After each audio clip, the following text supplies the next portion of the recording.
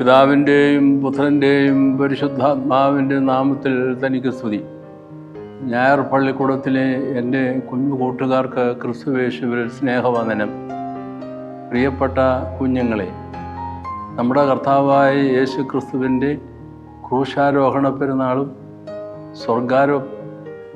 ഉയർപ്പ് പെരുന്നാളും പിന്നിട്ടിരിക്കുന്ന ആഴ്ചകളിലാണ് നാം ഇപ്പോൾ. ഈ അവസരത്തിൽ നമ്മൾ വിശുദ്ധ മദ്ബഹായിലേക്ക് നോക്കുമ്പോൾ മദ്ബഹായുടെ ഇടതുവശത്തായി ക്രൂശ് ഗോഗുൽഥായിൽ നാട്ടി ഇരുവശത്തും മെഴുകുതിരികൾ കത്തിച്ചിരിക്കുന്നതായി കുർബാനയുടെ സന്ദർഭത്തിലും നമസ്കാര സന്ദർഭങ്ങളിലും നമുക്ക് കാണാൻ കഴിയും. ക്രൂശിലേക്ക് നമ്മളുടെ ശ്രദ്ധ നമ്മൾ പതിപ്പിക്കുന്നു.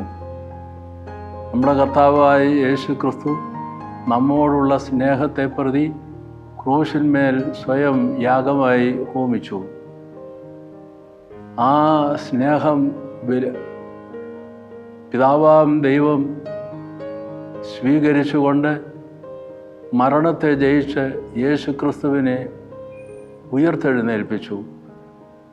അങ്ങനെ യേശു ക്രിസ്തുവിൻ്റെ ക്രൂശിലെ സ്വയം വെറുമയാക്കുന്ന സ്നേഹവും ആ സ്നേഹം ആത്യന്തികമായി ഉയർത്തെഴുന്നേൽക്കുന്ന സ്നേഹമായി മാറുന്നതും നമുക്ക് പാഠമായി കാണാൻ കഴിയും. ഇത് അടിസ്ഥാനപ്പെടുത്തിക്കൊണ്ട് നമുക്ക് ഇന്ന് ഒരു കഥ നമുക്ക് പഠിക്കുന്നതിന് ശ്രമിക്കാം. ഈ കഥ എഴുതുന്നത് ഓസ്കർ വൈൽഡ് എന്ന പ്രസിദ്ധനായ സാഹിത്യകാരനാണ്, ഐറിഷ് സാഹിത്യകാരൻ.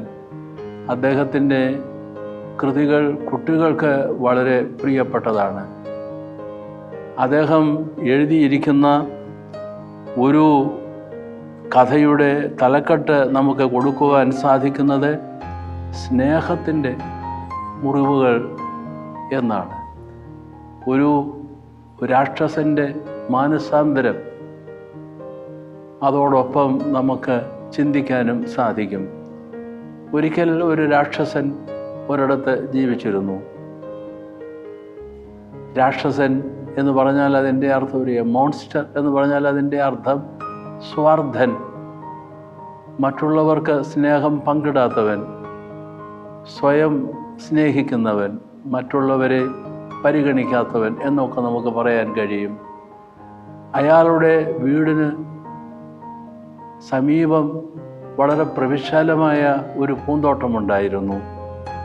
പക്ഷേ ഒരു സവിശേഷത, ആ തോട്ടം ഒരിക്കലും പൂവണിഞ്ഞിട്ടില്ല. ഇലകൾ നന്നായി ഇടതൂർന്ന് വളരുന്നുമില്ല. എപ്പോഴും ശീതകാലത്തിൽ എന്നതുപോലെ ഇലകൾ കൊഴിഞ്ഞു നിൽക്കും. പച്ചിലകൾ വന്ന് വസന്തത്തിൽ പൂ വിടർന്നു നിൽക്കുന്നത് കാണുവാൻ എത്ര ഭംഗിയാ. രാക്ഷസൻ്റെ തോട്ടത്തിൽ അങ്ങനെ ഉണ്ടായില്ല. രാക്ഷസൻ്റെ വീടിൻ്റെ മുമ്പിൽ വിശാലമായൊരു തോട്ടമുണ്ടെന്ന് കുട്ടികൾ തിരിച്ചറിഞ്ഞു. അന്നാട്ടിലെ കുട്ടികളെല്ലാവരും അവിടെ കളിക്കുവാൻ ഒത്തുകൂടി രാക്ഷസൻ്റെ തോട്ടത്തിൽ. അവർ ആർത്ത് വിളിച്ച് മരത്തിൽ കയറി, ചില്ലുകളിൽ കയറിയിരുന്ന് അങ്ങനെ അവർ ആഘോഷമാക്കി. അങ്ങനെ കുഞ്ഞുങ്ങൾ കയറിയ നിമിഷത്തിൽ ആ കയറിയ വൃക്ഷങ്ങളിലെല്ലാം ഇടതൂർന്ന് പച്ചിലകൾ വന്നു. പൂവുകൾ മനോഹരമായ സുഗന്ധം ഒഴിച്ചുകൊണ്ട് ആ തോട്ടം പൂന്തോട്ടമായി മാറുകയായി. കുട്ടികളുടെ ഈ ആർപ്പുവിളി കേട്ടിട്ട് രാക്ഷസൻ അവിടേക്ക് ഓടിയെത്തി. വിരട്ടി കുഞ്ഞുങ്ങളെ, മേലാൽ ഇവിടെ കയറിക്കൂടാ എന്ന് പറഞ്ഞ് ശാസിച്ച് അവരെ പുറത്താക്കി. മാത്രമല്ല, ആ തോട്ടത്തിന് ചുറ്റും ബലവത്തായി മതിൽ പണിഞ്ഞു. അതുപോലെ തന്നെ കവാടം ബന്ധിച്ചു, ആരും അകത്തേക്ക് കയറാൻ പാടില്ലാത്തവണ്ണം. ആ മതിലുകൾക്ക് അവിടെ ഇവിടെയായി എഴുതി വെച്ചു, അതിക്രമിച്ച് കയറുന്നവരെ ശിക്ഷിക്കും. അതുകൊണ്ട് അതങ്ങനെ കിടന്നു. കുഞ്ഞുങ്ങൾ കളിക്കാൻ സ്ഥലമില്ലാതെ വിഷമിച്ചു. ഒരിക്കൽ അവരൊരു പണി ചെയ്തു. മതിലിൽ വലിഞ്ഞു കയറി അവർ പൂന്തോട്ടത്തിന് ഉള്ളിൽ കയറി കളിക്കാൻ തുടങ്ങി. അവർ കയറിയ മരങ്ങൾ വീണ്ടും പൂത്തുലഞ്ഞു. പച്ചിലകൾ ഇടതൂർന്നു വളർന്നു.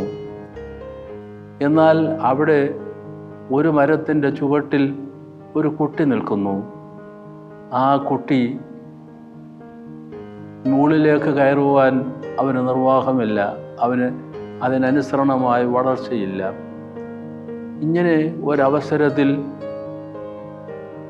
കുട്ടികൾ രാക്ഷസനെ കണ്ടതും വൃക്ഷങ്ങളിൽ നിന്നിറങ്ങി അവർ ഓടിക്കളഞ്ഞു, മതിൽ ചാടി ഓടിക്കളഞ്ഞു. എന്നാൽ ഈ കൊച്ചുകുട്ടി ആ വൃക്ഷത്തിന് ചുവട്ടിൽ മാത്രം അവിടെ നിൽപ്പായി.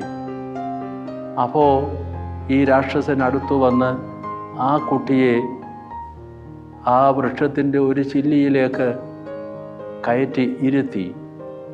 ആ നിമിഷം ആ വൃക്ഷം പൂത്തുലഞ്ഞു, സുഗന്ധം പരന്നു. രാക്ഷസൻ ഈ കാഴ്ച കണ്ടപ്പോൾ ചിന്തിച്ചു, എന്താണ് ഇതിനർത്ഥം? അയാൾ തിരിച്ചറിഞ്ഞു, ഞാൻ എൻ്റെ സ്വാർത്ഥത വെടിയണം. അപ്പോൾ ഈ തോട്ടം മുഴുവനും പച്ചിച്ച് ഇലകൾ വിടർത്തി പച്ചിച്ച് ഇവിടെ മുഴുവനും പൂക്കൾ കൊണ്ട് സുഗന്ധം പരത്തി ഇത് മനോഹരമായ തോട്ടമായി മാറും. അതിനുശേഷം ഈ രാക്ഷസൻ കുട്ടികളെ തിരികെ വിളിച്ചു. അവരെല്ലാവരെയും അവിടെ കളിക്കുന്നതിന് അനുവദിച്ചു. അങ്ങനെ ആ തോട്ടം പൂന്തോട്ടമായി മാറുകയായിരുന്നു. ഇങ്ങനെ വർഷങ്ങൾ കഴിഞ്ഞു. രാക്ഷസൻ വൃദ്ധനായി.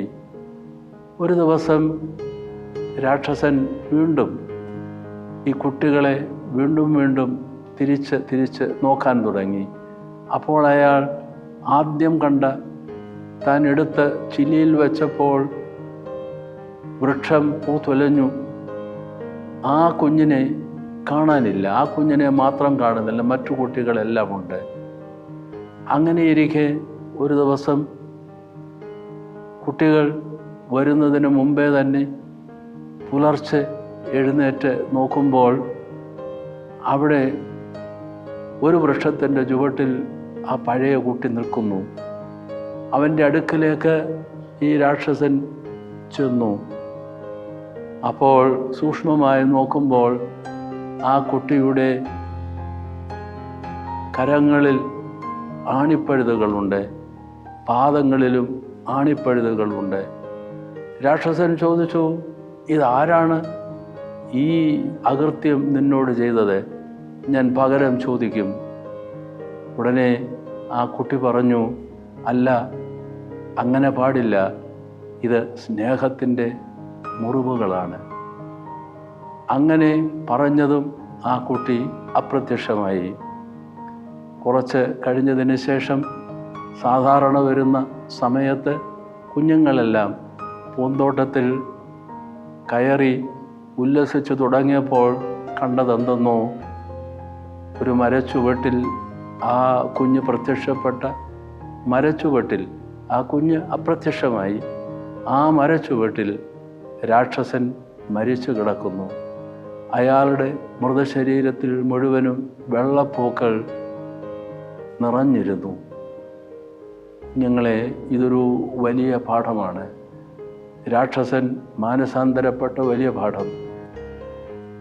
സ്വാർത്ഥനായിരുന്ന രാക്ഷസൻ നിസ്വാർത്ഥനായി, സ്നേഹവാനായി. അപ്പോൾ അയാൾ ഒരു പുതിയ ചുറ്റുവട്ടം സൃഷ്ടിച്ചെടുക്കുന്നു. സുഗന്ധം പരത്തുന്ന പൂക്കൾ നിറഞ്ഞു നിൽക്കുന്ന ഒരു പുതിയ അന്തരീക്ഷം, ഒരു പൂന്തോട്ടത്തിൻ്റെ അന്തരീക്ഷം, നന്മയുടെ അന്തരീക്ഷം സൃഷ്ടിച്ചെടുക്കുവാൻ ആ മാനസാന്തരം വഴിയായി അയാൾക്ക് കഴിഞ്ഞു. നമ്മൾ എപ്പോഴാണോ സ്വാർത്ഥം വെടിഞ്ഞ് ത്യാഗത്തിൽ കുതിർന്ന സ്നേഹം കൊണ്ട് നമ്മൾ പരസ്പരം തിരിച്ചറിയുകയും സ്നേഹിക്കുകയും ചെയ്യുന്നത്, അപ്പോൾ ഒരു പുതിയ അന്തരീക്ഷം സൃഷ്ടിക്കപ്പെടുകയായി. ഈ വലിയ പാഠം നമ്മൾ പഠിക്കേണ്ടതാണ്. ഈ രാക്ഷസൻ മരിക്കുന്നതിന് മുമ്പ് ഈ കുഞ്ഞ് ഒരു കാര്യവും കൂടെ ചേർത്ത് പറഞ്ഞു, ഇന്ന് നീ എന്നോടുകൂടെ പർദീസായിലിരിക്കും.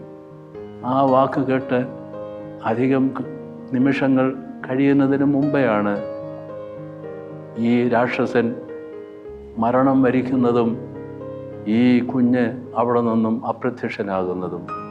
ഇത് നമുക്ക് വലിയൊരു പാഠമാണ്. ക്രൂശിൻ്റെ ത്യാഗത്തിൽ കുതിർന്ന സ്നേഹം അതെങ്ങനെ ലോകത്തെ നിസ്വാർത്ഥമായ സ്നേഹത്തിൽ പരിവർത്തനം ചെയ്യുന്നു എന്നുള്ളതും നമ്മൾ ക്രൂശിനെ നോക്കി പഠിക്കുന്നു. ഇതുപോലുള്ള അനുഭവങ്ങളിലൂടെ നമ്മൾ തിരിച്ചറിയുകയും ചെയ്യുന്നു.